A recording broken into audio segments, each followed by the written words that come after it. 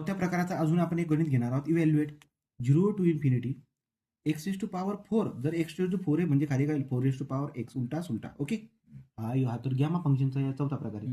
याला काय करता येईल बाळा, खालचा जो असतो ना, खालचा म्हणजे 4 इज टू पॉवर एक्स, याला काय पुट करायचं, इरेज टू टी. काय पुट करायचं, इरेज टू टी पुट करायचं. ठीक आहे, इरेज टू टी आपण पुट करून टाकूया. मग काय होईल, आता चला लागा कामाला. इथे जर तुम्ही गेलात तर बाळा हो, तुम्हाला काय करता येईल, आता ह्या ईला परत इकडे आणा. ईला जर परत इकडे आणला तुम्ही, तर ईला परत इकडे आणला तर लॉग होऊन जाईल ना रे.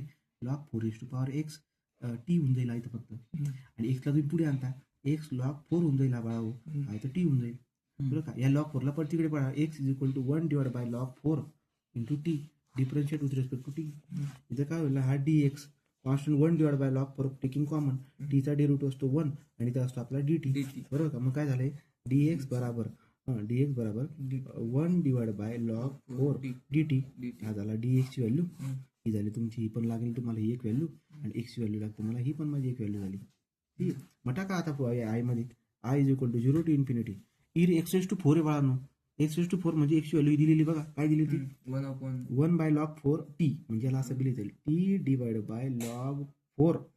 त्याचा काय करायचं तुम्हाला डोक्यावरती, एक्स इज टू 4 आहे ना, 4 डिवाइड बाय या खाली 4 S to X. 4 S to X बद्दल काय टाकतील बाळा, erase to T, erase to T.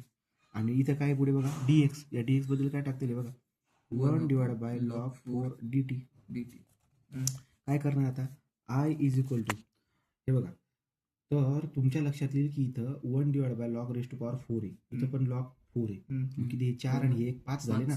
1 divide by log 4, त्याचा डोक्यावर 5, 0 टू इन्फिनिटी. इथं राहिल्या टी रेज टू 4 आणि रेज टू टी वरती गेला काही raise to minus T D T. झालं ना उदाहरण solve. 1 divide by log 4 raise to power 5, याला पहिले लिहा 0 टू इन्फिनिटी, याला काय लिहायचं, raise to minus T, T raise to N minus 1. म्हणजे एन मायनस 1ची जागा कोणी घेतली, टीच्या डोक्यावर कोणी, एन मायनस 1ची जागा कोणी घेतली, 4 ने. 4 म्हणजे यांची व्हॅल्यू किती आली बाळा, 5. किती आला, 5 आला ना तो. मग बघा I is equal to 1 divide by log 4 raise to power 5, आणि याचं उत्तर येईल बाळांनो गॅमा ऑफ 5. गॅमा ऑफ 5 म्हणजे गॅमा ऑफ 5 म्हणल्यावर 1 डिवाइड बाय लॉग 4, याच्या डोक्यावरती 4 5, आणि इथं काय येईल 4 फॅक्टोरियल. गॅमा ऑफ 5 म्हणजे 4 फॅक्टोरियल. करा बरं बाळांनो किती उत्तर येईल,